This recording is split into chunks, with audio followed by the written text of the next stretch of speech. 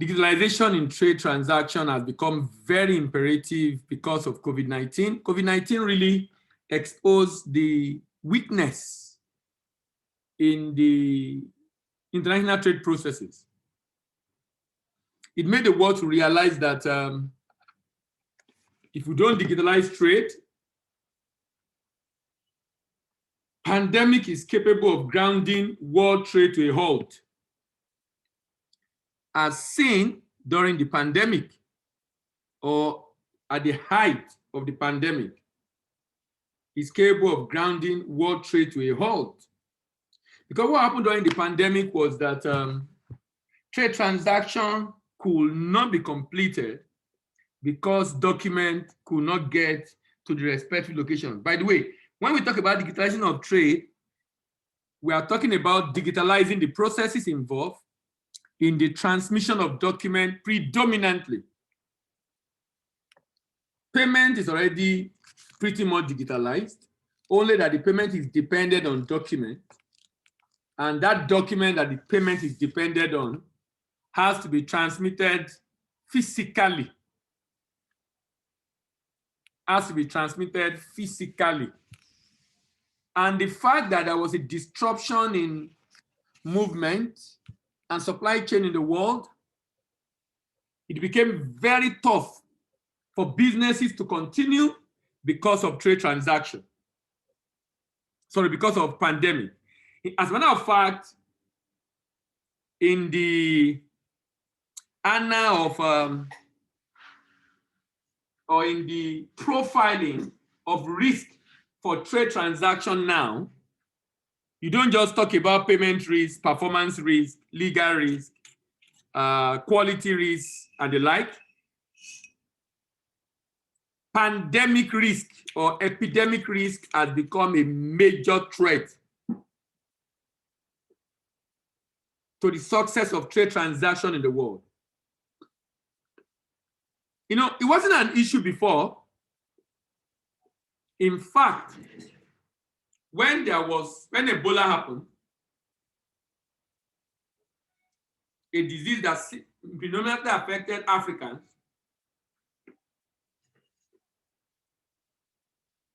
you discover that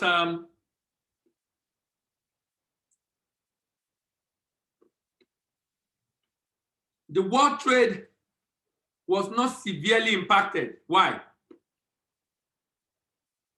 It affected only Africa.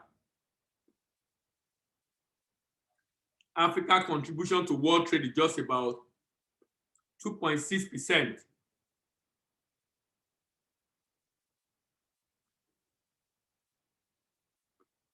So the world could move on, even with the slow trend of response from Africa. But guess what? During the pandemic,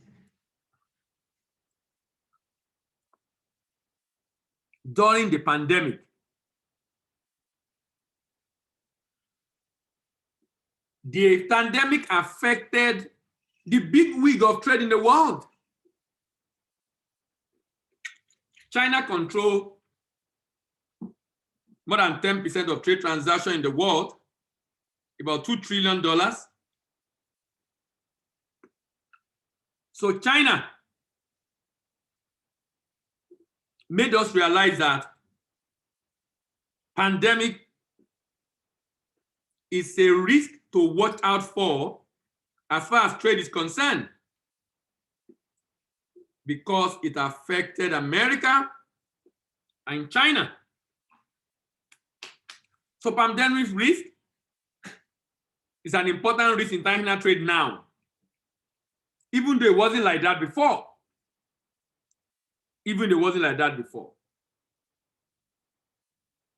So today we are basically looking at digitalization of trade. It's a new area. A number of us might not be familiar with it. But for our information and to prepare our mind towards what is coming, since we are playing in this sector, it's important we are very much aware of the digitalization of international trade. According to Wikipedia, financial technology, also called fintech, is the new technology and innovation that aim to compete with traditional financial methods in the delivery of financial services. And we can see that in Nigeria already. It is computer program and other technology used to support or enable banking services and financial services, and the use of smartphone for mobile banking and investing services are examples of technologies aiming to make financial services more accessible to the general public. Financial technology company consists of both startup and established financial technology company trying to replace or enhance usage of financial services provided by existing financial company. So the use of computer program or technology to support or enable international trade transaction is called trade digitalization. This is therefore a subset of fintech and is mainly focused on international trade. And by the way, trade digitalization already have a rule. You know, because if you remember when we're discussing bill for collection, there is a rule guiding it called uniform rule for collection. When we're discussing letter of credit, there's a rule guiding it called uniform custom practice. And for digitalization of trade, a rule is guiding it now. It's called uniform rule for digitalization of trade, URDT. Uniform rule for digitalization of URDT. The global trade faces a challenging period, but there are opportunities across the value chain to drive efficiencies and increase the overall market size. Processes that currently support global trade, global financial ecosystem are labor-intensive and predominantly paper-based. They are estimated to generate 4 billion pages of document annually. Trade finance is calling out for a digital solution that allow for many of these processes to be simplified, automated, and eliminated. Digitalization will not only improve internal efficiency of banks, but allow them to give their customers a better service at a lower price. This, in turn, will increase demand for trade finance products, especially from the currently underserved SME segment. After years of hype and excitement followed by modest progress, digital innovation in trade finance appear to be top of the mind. Given the large number of entities involved in single transaction and their widely differing level of technological sophistication, change will not happen overnight. And that's the challenge. Some businesses have gone far ahead, some are still far behind, but they are all involved in the ecosystem of trade. They are all involved in the ecosystem of trade. Globalization and new technology has driven growth in world trade, while also resulting in increasingly complex supply chain. Increased participation from emerging markets in global trade has increased demand for financing solutions. At the same time, banks are looking to de-risk their businesses, create unintended consequences of the new regulation resulting in reduced supply of trade funding, finance funding.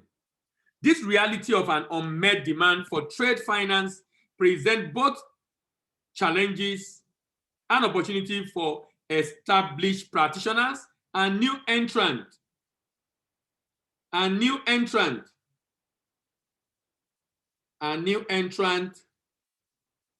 To fulfill unmet demand more efficiently and with digitalization of trade finance market. With digitalization of trade finance market.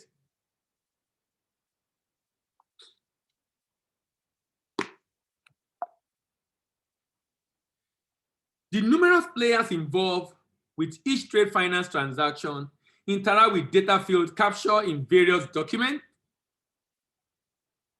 About 10 to 20 documents involved and about 100 pages plus involved throughout the end-to-end process to create what is called data field interaction. And this can be divided into different types. There are interactions that create value-adding data, interaction that duplicate existing data. You know, when you look at bill of lading, the same information on bill of lading, you see it on invoice. The same information of invoice, you see it on packing. I see duplication everywhere. Endorse or sign off of data, read or process data, ignore and transmit to the next party. So there are data that are not necessary, but are constituting a lot of nuisance to the data field, making the interaction so humongous. A review of end-to-end trade finance process by Boston Consulting Group in the US revealed that a single interaction or transaction can involve approximately 5,000 data field interaction as data flow through end-to-end process. A decreasing share of data field interaction create value-adding data. Such interaction account for only less than 1%, about 1% rather, or approximately 1% of all interaction. The value-added, with 85 to 90% being ignored, transmit to the next party. On a global scale, these are approximately 200 billion data field interaction, of which only 2.8 billion create value-adding data. So at the root of these thousands of data field interaction, there are no more than 60 to 80 unique data fields, like date, amount, reference number, bill of lading number, quantity, unit price, across the 10 to 20 documents, like bill of lading, invoice, packing list, certificate of origin, first-hand certificate, inspection certificate, and the like, and 100+ pages of materials. These unique data fields are reused across documents, some 8 to 10 times, and many of the documents are duplicated. So you have 3 original, 4 original, 3 copies, all of them just multiplicity of documents. An increasing risk of discrepancy because information on one document appear on the other. In trying to replicate that information on that document, it is prone to error. That results in discrepancy, and that can delay payment. So this significantly add, some level of delay to already lengthy 2 to 4 weeks process involved in a typical trade transaction. If a trade finance processes were to be fully digitalized, BCG estimate that more than 90% of the field interaction could be simplified or even eliminated altogether, creating a process that is not only faster, but also less vulnerable to error and less vulnerable to fraud. So experts have come up with 6 principles that must guide digitalization of trade. And why? Remember that the essence of trade is to do business. So if you are going to digitalize, if it's going to be successful, it must follow some principles in order to ensure that at the end of the day, we do not destroy the whole essence of trade transaction in the first place. Number 1, any digital finance solution must be corporate-centric. That means the focus on the underlying need and aligning with the business model of corporation is extremely important. It must be providing benefit to the buyer, the seller, or both of them. If it's just helping the bank and not helping the business of the importer and exporter, it's not going to be successful. The importer and exporter are not going to take it serious. They are going to reject it. They won't accept it and they are the core of trade, buyer and seller. Bank involvement is because of the buyer and seller. If buyer and seller did not strike a deal, bank involvement becomes unnecessary. In fact, we will not need the bank again. Digital connectivity is key. Leveraging the existing and new connectivity tools to connect and collaborate with partners in trade finance ecosystem to create commercial model that combine product offering to provide end-to-end value added digital solution. So for example, Nigeria currently have TRMS for export. That Nigerian platform for export is a step in the right direction. Now we don't have to deal with physical paper as far as trade transaction is concerned again in Nigeria, we don't need to deal with physical paper. We don't need to deal with physical paper.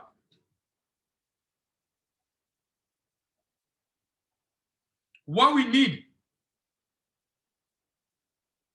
is technology, and Nigerians have adopted that already. Now, what is the meaning of that? It makes it easier for Nigeria to connect to other countries around the world, interfacing with them in the transmission of documents. What we need to incorporate in Nigeria now is that that platform needs to issue bill of lading. An exporter needs to be able to export or upload his invoice there, transmit the bill of lading and the invoice to the bank. Then the bank will transmit the bill of lading and the invoice to the buyer's bank. Buyer's bank will transmit the bill of lading and the invoice to the buyer. The buyer will transmit it to the shipping line, and the shipping line will release the goods. So what will happen in integration of trade? Just imagine this. In a typical trade transaction, let's say you want to export, now let's talk about Master Tea or the people doing spices or the like. You want to export your product now, immediately you deliver the good to the shipping line, you are going to get bill of lading from the shipping line, you're going to prepare your invoice, you're going to prepare your packing list, you're going to probably get a certificate of origin from NACIMA. Those documents now are supposed to be generated electronically and transmitted electronically. So that means you won't print them out. When the shipping line generates it, it will transmit it to you. You generate your own invoice online, you don't print it out. You generate your packing, you don't print it out. The invoice generated by the certificate of origin generated from NACIMA, you don't print it out. It's already done. That one is already automated also. All of them can be uploaded on a platform. That platform, you transmit it to your bank. So you don't need to carry physical document to the bank. The bank, when the bank review and is okay, the bank will transmit it online from, let's say, First Bank Nigeria to Bank of China. And Bank of China will transmit it online to the buyer in Shanghai. The buyer in Shanghai will transmit it online to the shipping line and the customs. And he will be able to pay his duty and receive his goods. So you can see the picture. You need to know what happened during the pandemic. Remember, all these documents are transmitted by airplanes. If I ship now and I need to send document to China, my bank will send it, that transmission from First Bank to Bank of China. Bank of China, First Bank will give that document to DHL or UPS, and they will send it through plane to China. There was no plane flying. You know what happened? The whole trade transaction was almost grounded to a halt. It was that bad. Focus digitalization on key elements. That's another principle that should guide digitalization of trade. Focus on key, those that initiate the most important trigger point of the commercial contract trade cycle, and break down complex and laborious tasks and processes into discrete management path. And we'll see an example of that shortly. Also, another principle is to create digital product solutions that combine elements from existing solution set with new elements. So when you're providing solution, you put into consideration existing solution to be able to ensure it's incorporated. We don't duplicate effort. Technology needs to be considered as an enabler, not the main driver. So technology is to enable. It's not to drive. It's not the main driver. Main driver of trade is demand and supply. But technology is enabling that driver. Main driver of digitalization should be underlying commercial contract. So the demand through the buyer and seller agreement is the main driver of trade. And the trade finance ecosystem being built by Continental of trade is to enable it. Develop a network approach. A holistic review of the entire trade ecosystem. This creates new opportunity. Sorry about that. So develop a network approach, a holistic view of the entire trade finance ecosystem. This creates new opportunities, market and commercial model that incorporate digital solution connecting all participants. This will help optimize end-to-end processes to achieve cost and capital efficiencies. To achieve cost and capital efficiencies. So it's look at this scenario now.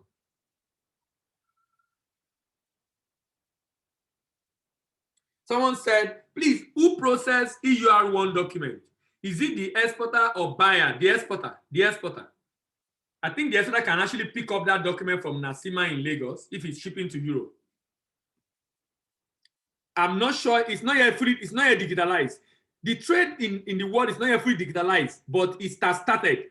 So the essence of this session is to help us prepare for it. It will happen in this decade, definitely. It will happen in this decade.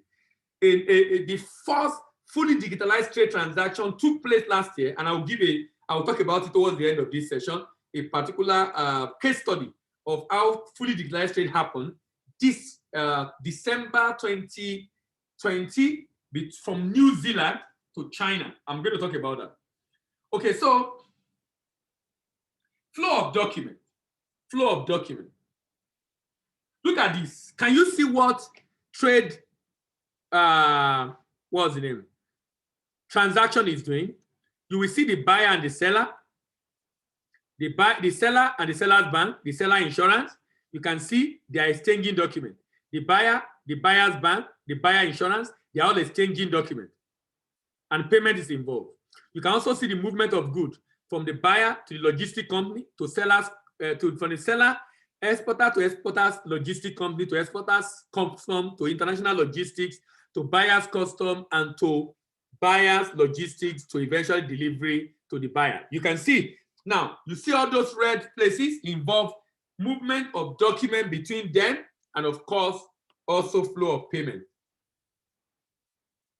The commercial contract trade cycle is an increasingly complex process. Global trade environment involves supply chain, and the supply chain are becoming more distributed and complex. Technology and globalization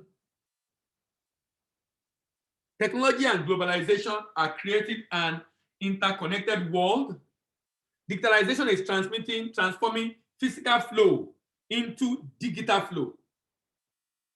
In the trade finance environment requires a lot of finance.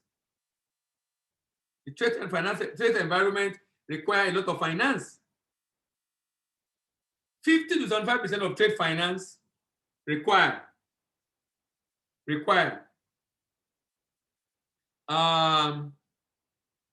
trade finance more accessible to large corporate than mid and SME. So what has happened is that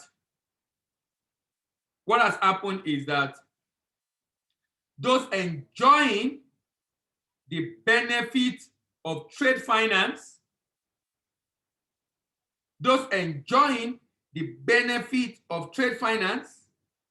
are the large corporate. Small businesses are unable to. Why?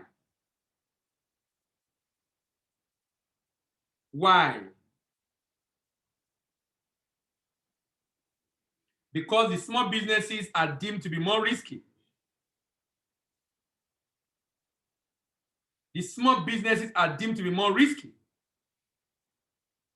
So most financing go to big organizations. Bank de-risking, deleveraging, and downsizing due to regulatory requirement and profitability pressure. Lack of interoperability between parties and their system resulting in optimal process and operational friction. New technology and new participants are entering the trade finance industry. Another challenge, meeting the increasing unmet part of trade finance, implement technology that reduce complexity and provide connectivity, collaboration between B2B, business to business, and trade network with adjacent finance and technology companies. Now, these challenges can be leveraged with winning digital strategies. Experts have come up with 3 triggers that need to be considered in digitalizing trade. Trigger like okay to fund, trigger like okay to pay, okay to fund an export transaction, okay to pay the exporter by the importer or by the bank, and okay to release the goods by the shipping line and the customs.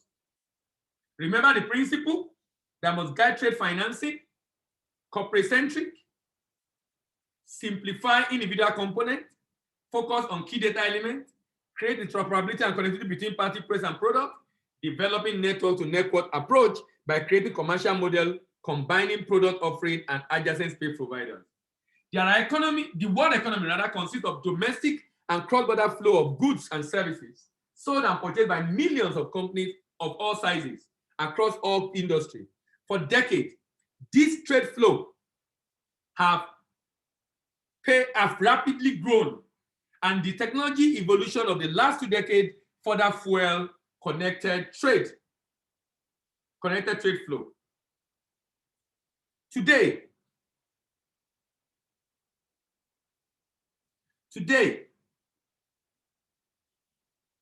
Today's global connected world economy has become incredibly complex and intertwined.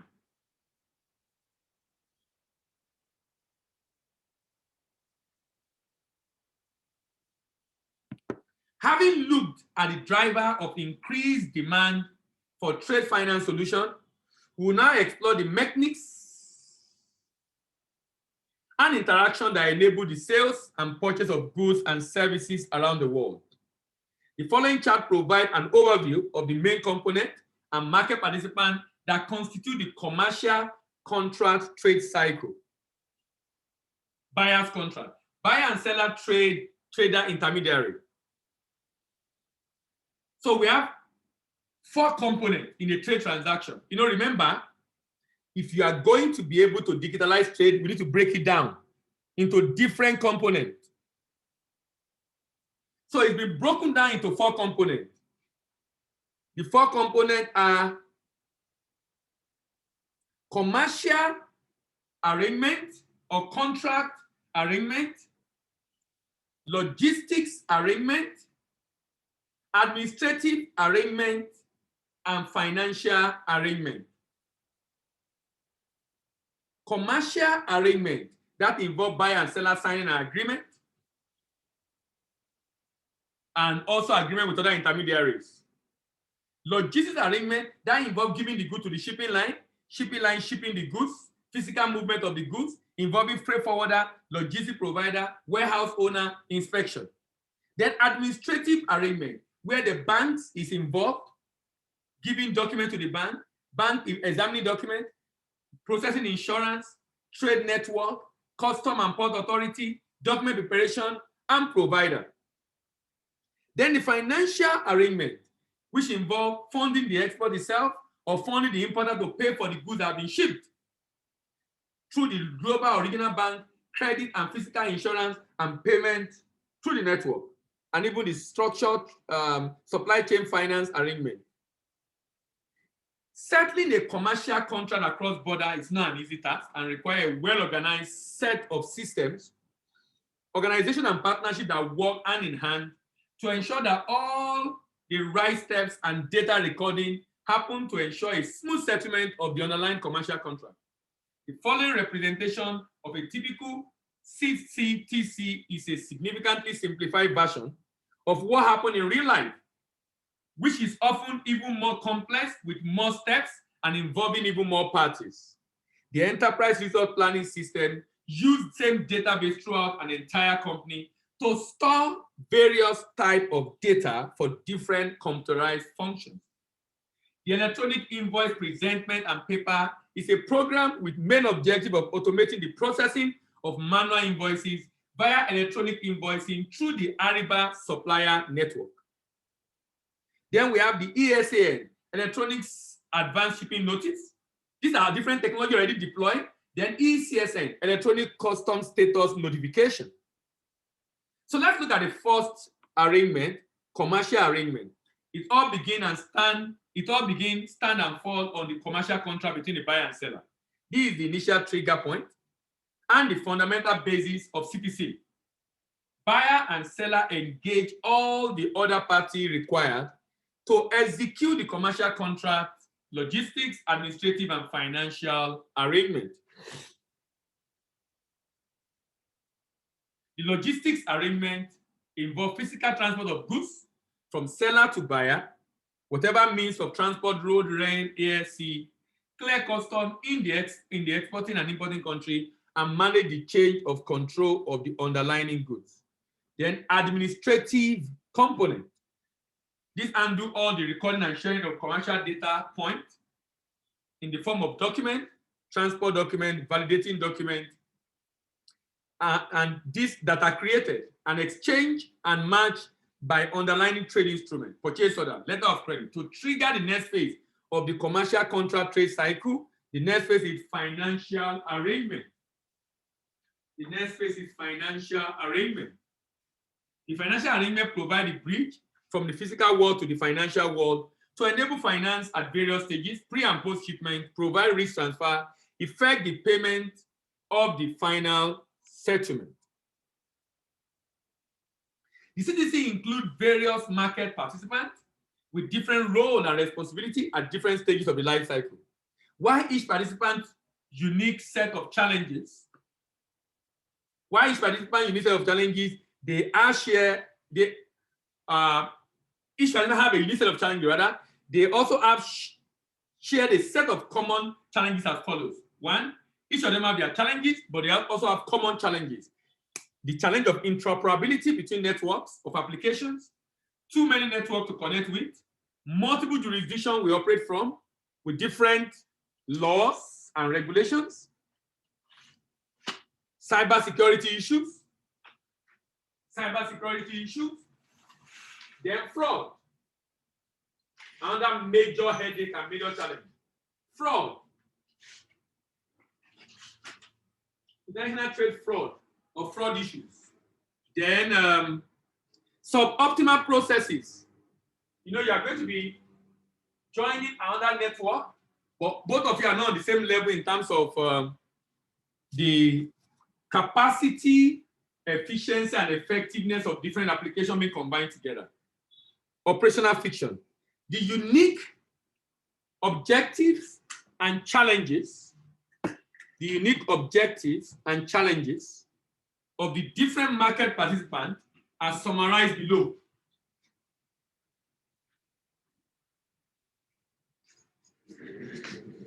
It is these characteristics that should drive their digital operational optimization strategy and therefore the objective for deploying new technology across CTC. Some potential approaches are also outlined in the recommendation below. So look at it. Paper-based flow and online solution.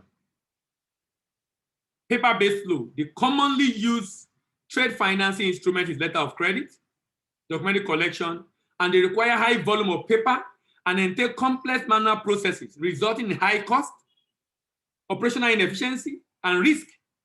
The issue is exacerbated by increasing stringent regulatory requirements that often require human intervention. Online solution. Today, there are service providers that provide electronic channel services for data matching, electronic data application, and presentation. These trade finance solutions focus on data digitalization and distribution to promote process automation, reduce costs, increase efficiency, and better manage risk. While this solution offers huge potential to streamline processes, the solution creates independently and market adoption as the solution operates independently by different people that create them, and market adoption has not been widespread. So what are the challenges? Risk like current manual processes are still susceptible to fraud, human errors, increasing risk management costs for corporate and their banks. Then cost, inefficient processes and increasing overhead of regulatory compliance and screening raises costs across the industry. Current solutions are not interoperable and they address only part of the trade finance journey. Efficiency, as numerous aspects of trade finance process remain highly manual and market adoption of the digital solution is slow. Businesses are unable to achieve optimal efficiency in trade finance. So there are some proposals to solution to these challenges. The ability to take a holistic view of the entire commercial contract trade cycle ecosystem while focusing on efforts on digitalizing the most fundamental and critical component part is key to development of winning digital strategy. The following principle of deployment will help to create the right approach for digitalization of trade finance. 1. Simplify individual component part of the commercial contract trade cycle processes. Don't try to digitalize the complex component of the manual world where human intervention and decision-making remain a requirement. 2. Focus on key data element only. Digitalize only what is absolutely necessary to trigger the next step in the commercial contract trade cycle. Where appropriate, let complex data structure remain on paper or in PDF. 3. Create interoperable digital connectivity among parties so that trigger point between actual instruction to execute and the next step in the CTC. And then create real value. To create real value, any solution of relevance must be corporate-centric with end-to-end scope, functionality, and partnership, offering clear benefit to those buyer and seller. Trade experts have identified trigger points within the CTC that digitalized effort should focus on. I mentioned earlier, okay to fund, okay to pay, okay to release, and this will create the right connection between commercial, physical, and financial world. Someone is asking a question. Considering the 4 components involved in the question of international trade and knowing each component has cost implication, what should be the range of markup percentage by a distributor on the top of X works price to ensure goods are not too expensive? No, the way this thing will work is this. The way it will work is this. When the technology is created, you won't need to set up any technology that will cost you money. Just the way CBN have done it, you only need the internet. So CBN charge about 3,000 for every NXP. Banks charge about 5,000 for every NXP. So the fee will be very minimal because it will be done per transaction. So for every transaction, money is made already as long as transaction is happening on the platform. So the platform will be developed and maintained by government or by any agent that government engage, but you won't need to be because the question is saying, considering the 4 components involved in declaration of international trade and knowing each component has cost implication, what should be the range of markup by distributor on the top of X worth price to ensure that goods are not too expensive for retailers? So the cost is not going to be significant at all. And we have an example already with, what's the name? We have an example already with, okay, Dr. Teju, I will, maybe I didn't understand your question. So when we are rounding off, I will ensure you ask that question. So we'll round off in another 30 minutes. I will ensure that you ask that question. It seems as if I didn't get your question. I can see your hand up. So here are the proposals. And I will round off on this today by focusing on one of those technologies that would drive the direction of trade. And that technology has been tested. These are technologies that will power and revolutionize trade finance. Number 1 is the big data analytics. Big data analytics can tap into the wealth of data sitting in multiple databases, even across different geographies, to identify data trends and flag anomalies. This enables enhanced risk management, strengthen regulatory compliance, and improve business intelligence that can be assessed in real time or monitored on a timely basis to develop targeted and actionable insight. Then artificial intelligence. Artificial intelligence can enrich big data analytics to provide predictive insight augmented by machine learning techniques and cognitive technology, including natural language processes. AI can decipher unstructured data, recognize human decision-making pattern, improve accuracy of their reason conclusion to formulate strategy, drive deeper insight, and automate processes. Another technology is the integrated platform. Integrated platform serves as a trade ecosystem, seamlessly connecting stakeholders in an entire supply chain plugin. Remember, remember, there are different technologies already developed that will require different application programming interface, otherwise called API. Application programming interface, otherwise called API, to be able to connect different applications around the world. So this integrated platform, which serve as trade ecosystem, seamlessly connecting stakeholders in the entire value chain, entire trade supply chain rather in plugin, to plug in, interact, and exchange data seamlessly without the need for manual intervention. They also provide a single point of entry for customers to access different banking products and services through an open API open API architecture. Now, blockchain technology, that's the one I will be spending the remaining time discussing. Because blockchain technology seems to encompass so many things. And it seems to be an uhuru, a big solution, an answer to the concern of technology experts around the world. Blockchain or distributed ledger technology is immutable, decentralized, and transparent, allowing dematerialization of documents into improved risk management. With improvement in cryptocurrency, blockchain holds the potential for digitalizing the end-to-end trade process, including payment, because of the cryptocurrencies. A blockchain is a digital record of transaction or ledger that is decentralized. No single entry control the network. It is distributed because records are shared with all the participants. And it is secured using a blend of proven cryptographic technologies. A blockchain is managed by computers or servers called nodes on a peer-to-peer basis without the need for intermediary who traditionally authenticate transactions, such as bank in the case of financial transaction. Data added to blockchain are shared with all participants in the network and are verified and validated by anyone with the appropriate permission on the basis of consensus protocol of the blockchain. Someone is asking a question, can we have digital version of our training?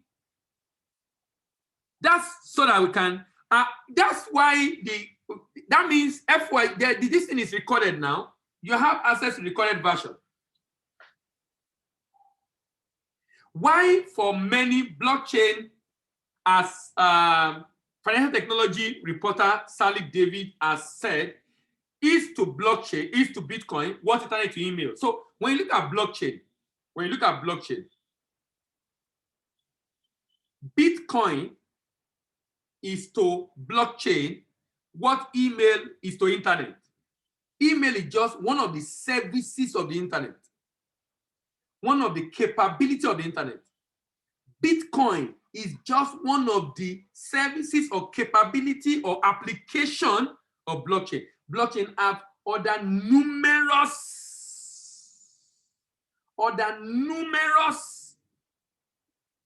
applications. The number of headlines claiming that blockchain can revolutionize various areas of international trade, from the trade finance to custom procedure and intellectual property, are legion. The transparent, decentralized, and immutable nature of blockchain has sparked the interest of private actors and government to explore the potential of this technology to enhance the efficiency of trade processes, and a myriad of proofs of concept and pilot projects using blockchain have been developed in virtually all areas of international trade. Look at this. In the traditional system, you will see a central server. You will see this computer connect to a server and this client. So we have a server, we have a central server rather, and you have the data residing on the server, and you have this client connected to that server.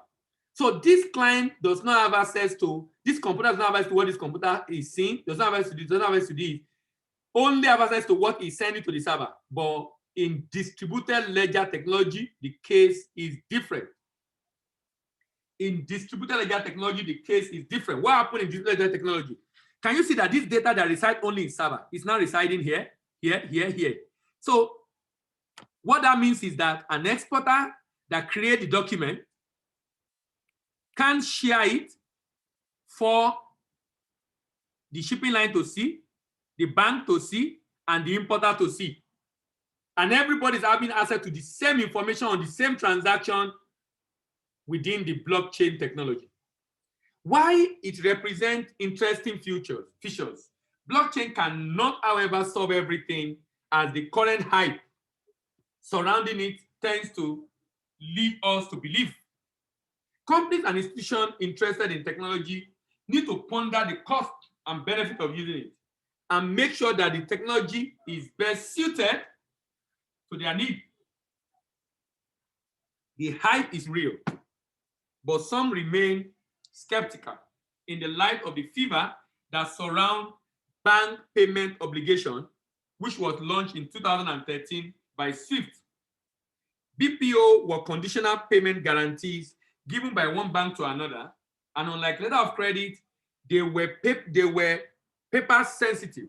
Well, letter of credit, which were paper sensitive, BPO used electronic data machine to facilitate payment between importers bank and exporters bank. When it was launched, BPO was praised as a new revolutionary way to optimize trade finance flow. Although quicker and cheaper than letter of credit, BPO has only been used on a limited scale. Many people have not used it. Even Nigeria have not domesticated it. Various reasons were given for this lack of interest in BPO. Each party to the transaction has to be BPO enabled. Investing in technology could be costly, and moving BPO require an overhaul of traditional and well-established processes and a change in culture. Does blockchain have better chances to succeed than BPO? Opinion are split. In particular, when it comes to letter of credit, some observers note, for example, that the most serious source of fraud in letter of credit relates to the issuance of false documents rather than tampering with documents, an issue that blockchain cannot solve, as the technology cannot prevent false information from being fed into the ledger. Checking documents will therefore remain necessary. Now, go back to blockchain. International trade transactions involve a multiple actor and continue to rely extensively on paper. Now, in 2014, shipping company Maersk Line followed a refrigerator. Look at this research of this case study from Maersk Line. Case study that is emphasizing the need for digitalization of trade. Case study that is emphasizing the need for digitalization of trade. So Maersk Line followed a refrigerated container filled with roses and avocado from Kenya to Netherlands. To the document, to the Netherlands, to document the maze of physical processes and paperwork. Physical processes and paperwork that is involved, and how this impacts every shipment. The numbers speak for themselves. Look at this. They found that 30 actors were involved. Who are the actors? Importers, exporters, agents, shipping line, banks. 30 actors were involved. That's organization. But more than 100 people, because those organizations have staff, more than 100 people were involved throughout the journey, with the number of interactions exceeding 200. The shipment took about 34 days to go from farm to the retailer.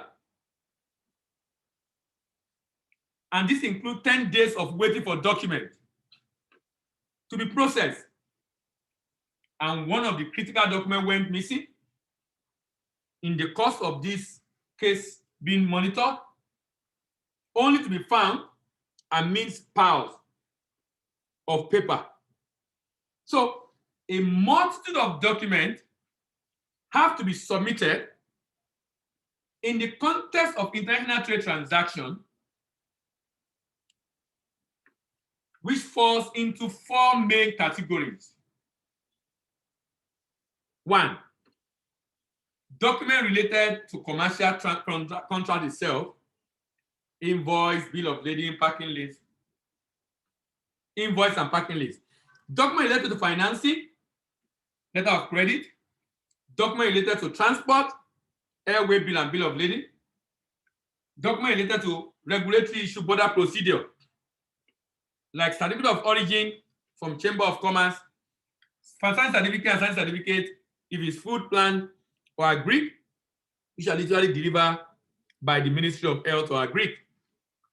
Still on document on border procedure, certificate of conformity that certify that a product or service met the requirement of a particular standard in the country. Then export and import license, if required by the authority of the exporter or importer's country, or customs, then custom inspection and document. Not only do these various paper-intensive processes increase coordination and administrative costs, they are also prone to errors, losses, and fraud. Although notable progress have already been achieved, full digitalization of cross-border trade transaction of goods is not yet in sight. Look at a typical example. Look at a typical example.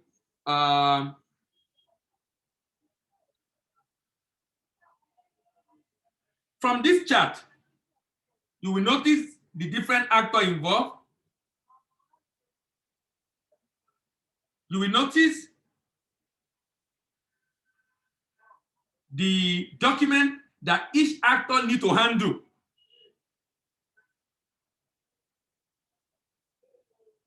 That each person needs to handle. Different document. Exporter, it will deal with the sales contract. It will deal with the invoice and packing list. The exporter's bank will deal with letter of credit, insurance issues. Customs will deal with certificate of origin, the value of the item being exported, the export license. Then the export customs, forwarder, it will deal with the shipment status, delivery note, house bill of lading, airway bill, and the like. Export port declaration, manifest status, then the carrier, dealing with the bill of lading, also the shipment status, booking, confirmation, and the like. And all these require documentation. Import port declaration, manifest, shipment status, import custom clearance, license and certificate, importer's bank, letter of credit, importer issuing the purchase order. Importer issue the purchase order.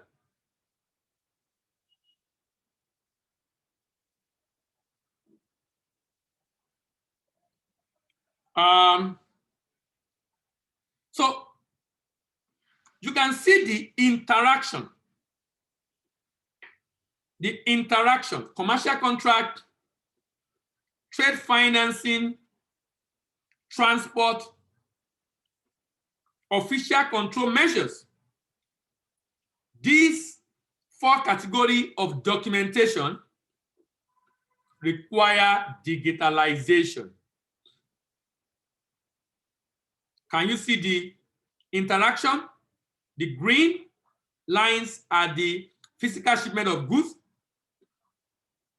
The blue line are transfer of instruction.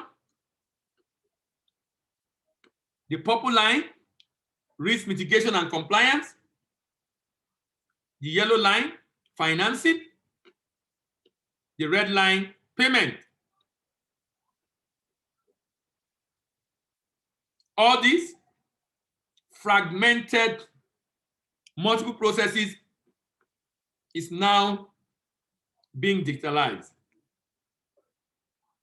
If you look at that on a deeper scale, you can see the level of interaction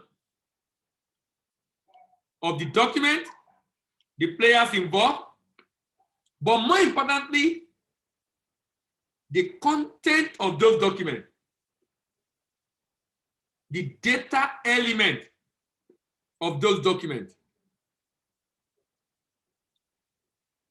So, traditional model, can you see the contract signed? Can you see the letter of credit request? Letter of credit issued.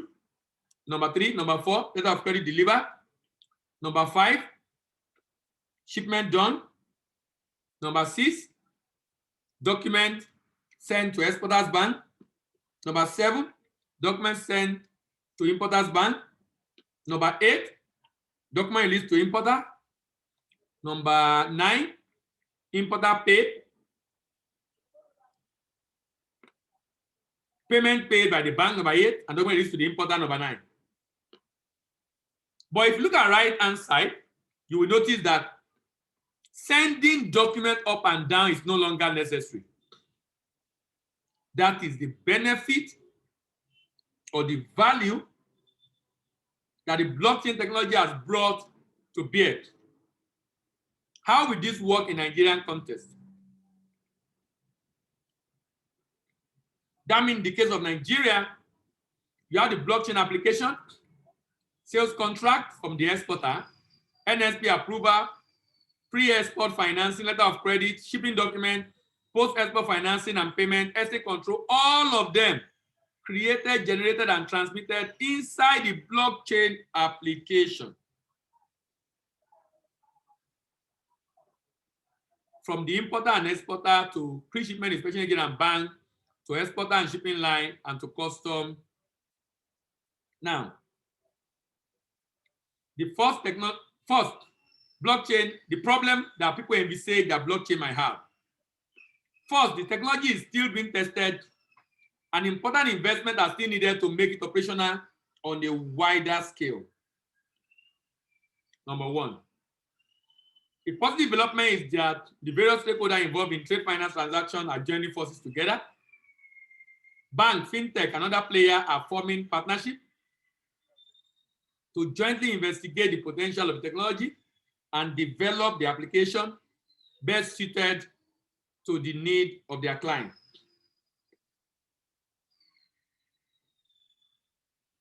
Secondly, having the technology in place is not enough. Legal framework that clarifies, for example, legal status of electronic documents. Which rule and resolution processes apply? When is smart contract to be used? And who is liable at each point of the process? We need to be developed.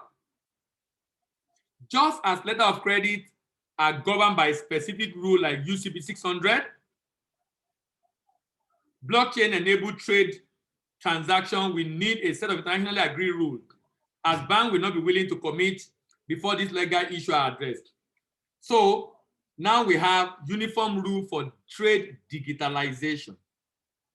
So that problem has been solved now. So that banks have a framework within which they operate. Global trade platform can only work for their full potential, and their full potential once all underlying trade has been digitalized, including trade finance and custom clearance processes, as well as key documents such as bill of lading,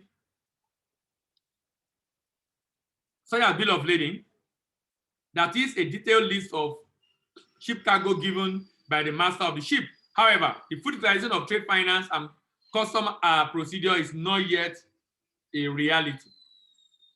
As for key documents such as bill of lading, projects are underway that explore how blockchain could be leveraged to digitalize them.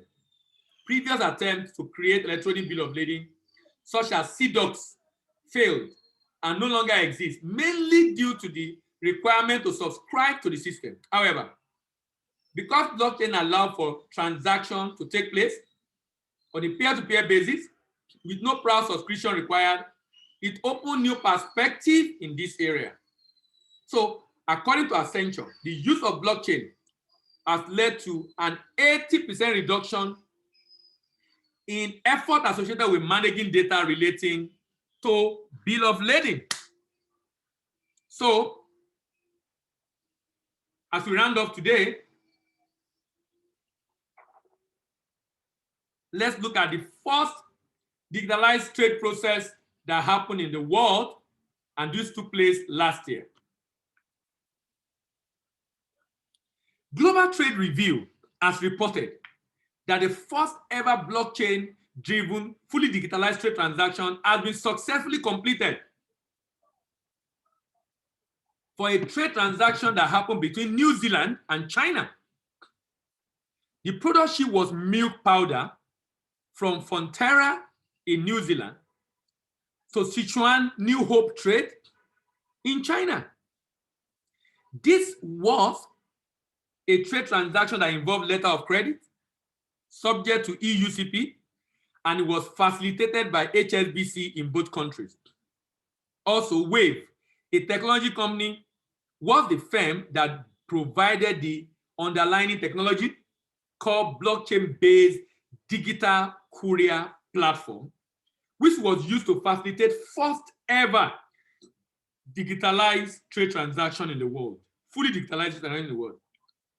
So the carrier that shipped the goods from New Zealand to China issued a cryptographically signed bill of lading through Wave technology platform and electronically transmitted to the exporter.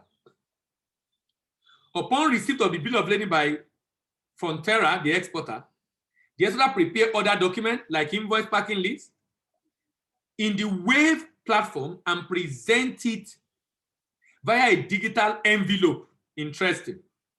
Digital everything now, like in a, this kind of what we have when you are doing zip folder, where you have every file in one folder. Using a digital envelope to the nominated bank in New Zealand. So Fonterra, having shipped these goods, received digitalized bill of lading from the shipping line, created on the same platform, provided by Wave, other document required, put all of them in a digitalized envelope, transmit them to HSBC in New Zealand,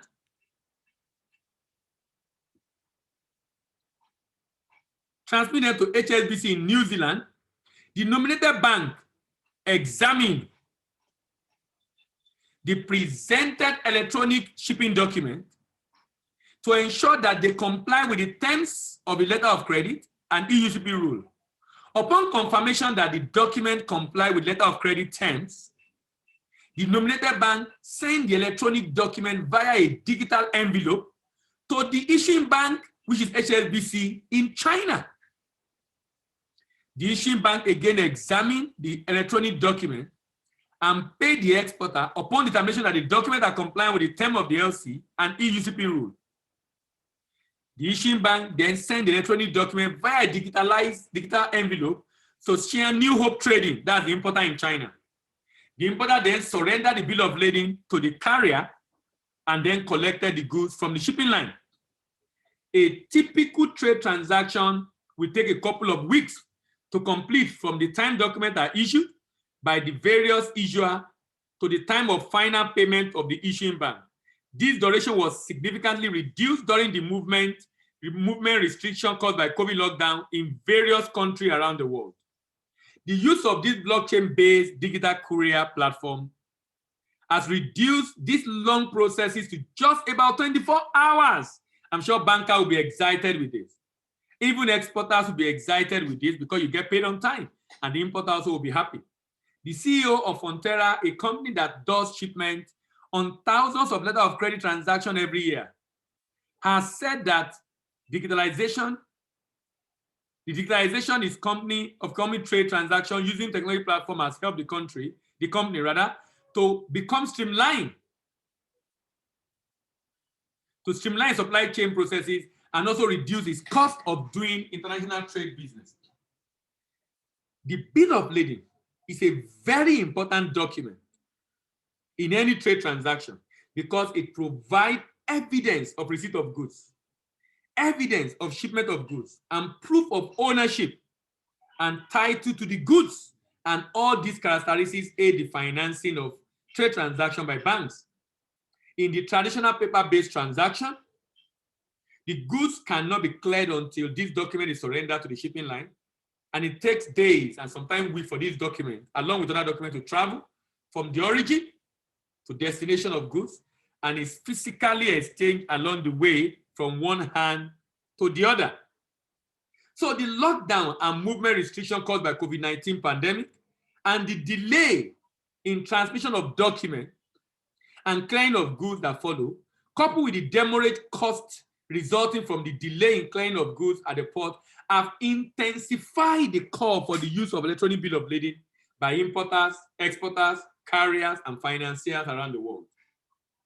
So the race for fully digitalized trade has been on for a while now, and a new solace has been found in blockchain technology. One of the characteristics that have made blockchain to be suitable for this is its distributed ledger technology, and this has also led to development of a rule that guides banks around the world through the process from the beginning to the end by International Chamber of Commerce. And this rule is called Uniform Route for Digital Trade, URDT. It is therefore highly imperative for developing countries like Nigeria, Africans in general, to get prepared to widely adopt this technology for declaration of trade so as to facilitate the speed and volume of international trade transactions under the African Continental Free Trade Agreement. This is because AfCFTA, driven by technology to effectively and efficient trade, this is because the AfCFTA, driven by technology to effectively and efficiently trade among markets on the African continent, and have the potential to help African countries to attain what developed countries have achieved in trade and development within a shorter period of time. In short, this has been a very interesting time for world trade. With COVID, trade transaction nosedive. There was a prediction that trade transaction might go as low as, pessimistic view was 11%, optimistic view was 11 and pessimistic view was 33. But you know what? Trade only declined by 5.3%. 5.3%, according to WTO. And the reason were because a lot of recommendations made to government around the world were fully implemented. So the anticipated woe on world trade eventually were abated. But another thing that came out of that pandemic is digitalization of trade. It has exposed how weak and non-resilient, or irresilient rather, trade processes and even the supply chain in the world was. And all that is being corrected now to avoid a repeat of what happened during the pandemic. Many countries are doing something about it, and and New Zealand and China already tried this, and you can be sure very soon, very, very soon, we will have to begin to do this or use this in Nigeria. Okay, let's talk a little bit about entrepreneurship today before we close. And this will be the last class for this module. Next week, we'll move on to the next module. That next module is a very important one. one of the issues often raised is getting buyer, getting buyer, getting buyer. We're going to be discussing a lot of strategies that can be deployed in getting buyers in that next module. We're going to be discussing a lot of strategy that can be deployed in getting buyer that we can put into practice in getting buyer in next module. That's module 3. So today we'll be talking about entrepreneurship. You know, in different organizations, there are 4 kinds of people. We have the forced worker, faithful worker, and free worker. And you know what's interesting about human is that many think they are working for the organization, they are working for the company they are working with. But you know, unfortunately, what men don't realize is that when you are working anywhere, you're actually working for yourself. And with that mindset, it will make individual not to be a forced worker. Forced worker don't like working. They don't like the job. It's easy to lay them off. They won't be a forced worker who are working based on compulsion, under compulsion. Forced worker are people that work, but do not like the job they do. But they like to work. They are only forced to do what they do in order to pay bills. They have skill and they can deliver with more effort. But they are also faithful workers. They love working, they love the job, they deliver faithfully on the job, but they are doing it for the wrong reason, to get to the top because of financial gain. My recommendation is that if you're on a job, you need to be a free worker. What is a free worker? They like working and like the job, they can deliver excellently. However, they have the capacity to reach the top. However, they are working for their dream and not for the employer, not even for self-gain, but for their dream, for their dream. And this make a lot of difference between us as individuals in organization. This is what makes us to give the best, because that also helps us to define work correctly. Look at the definition, look at 2 definitions facing opposite direction. To the left, the society say work, W-O-R-K, way of rewarding know-how, talking about monetary reward. I'm of the opinion that work should be where one receives knowledge, talking about skill and competence. If you see work as where one receives knowledge and where one gets skill and competence, you know what happens? You give your best. You know what I discover is when you give your best, it's a rehearsal for mastery. It makes you to become the best. When you give your best, it's a rehearsal for mastery. It makes you to become the best in that particular area. Lastly, remember, at some point you were a student, now you are an employee, or you are even self-employed. You can become a business owner or an investor, but the goal should be to become a philanthropy, in which case you are working to give back to the society, because at some point you realize that as human beings, what is so critical for us as humans is service to humanity, not about acquisition, but rather about donation. But what's interesting is that you will transit from employee to self-employed either by retirement, retrenchment, or resignation, either voluntarily or compulsorily. Either voluntarily or compulsorily. What is critical is for you to know that this transition is inevitable. I can then therefore prepare for it. But I should not just remain self-employed. I want to grow the business, to become a business owner, and probably become an investor, or ultimately become a philanthropist. All right, let me take a comment and question this morning. I know that Dr. Bolijoku have a question. Can you unmute yourself, please, and ask your question? You were raising up your hand.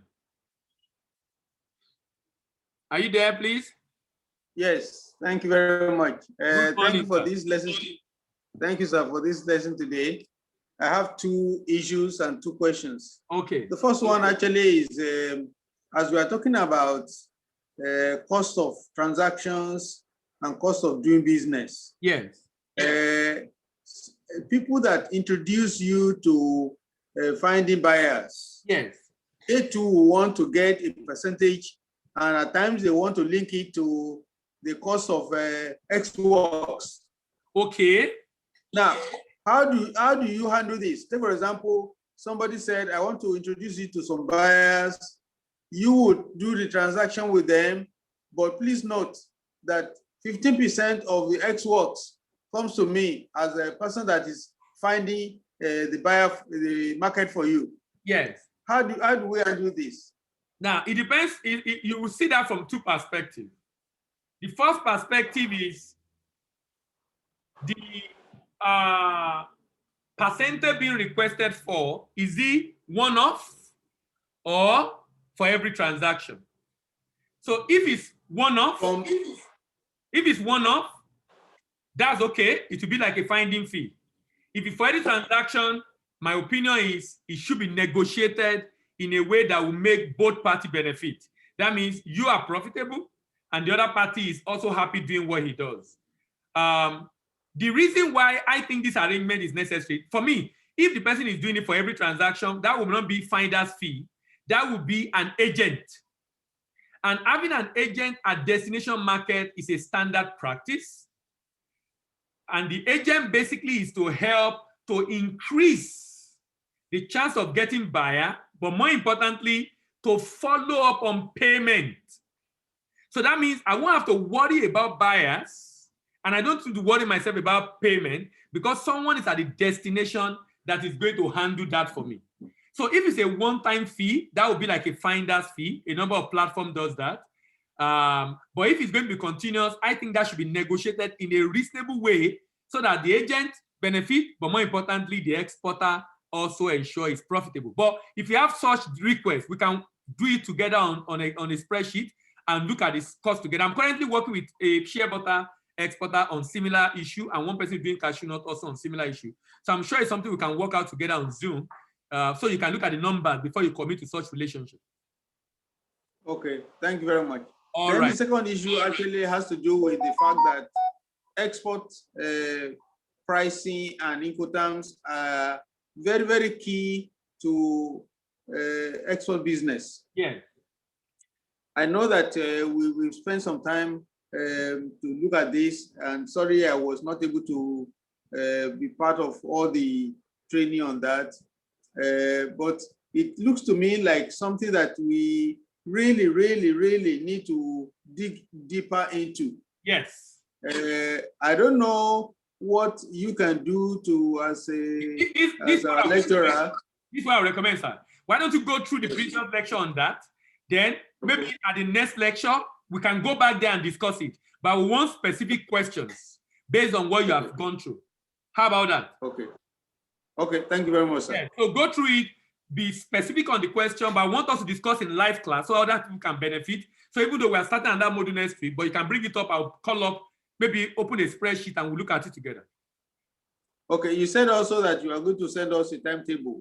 Yes, it's ready. It's ready. I'll drop it today. It's ready. I'll drop it today.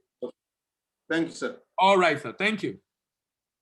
FY is asking a question. He said, will the fee to the agent still be paid if the buyer defaults? That's why I said the agent is supposed, the agent doesn't get paid if you don't get paid. The agent is supposed to ensure you get paid. So the fee will not be paid if the agent defaults. In fact, you shouldn't have agent at the destination that will not be able to recover. That's why some people use lawyers who they will charge a fee, but they can easily recover using the legal means in those countries.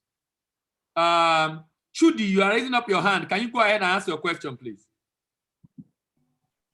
Okay, good morning, sir. Good morning, everyone. Can you hear me? Yes, okay. I can hear you. So my question is with regards to the trade digitalization process that we've spoken about today.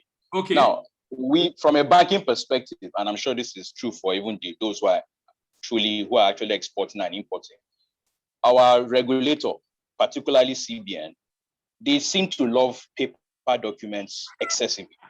And we've had this conversation with them several times. So right. My own bank, we have branches all over the world. Now, if I work with people in other branches, in other countries, an LC transaction file may just be 3 pages of documents, and that's it. But in Nigeria, a similar transaction may be 100 pages of several documents that are all over the place. So now that the world is moving in this direction, from your interactions with CBN and other parties, this is the question I have.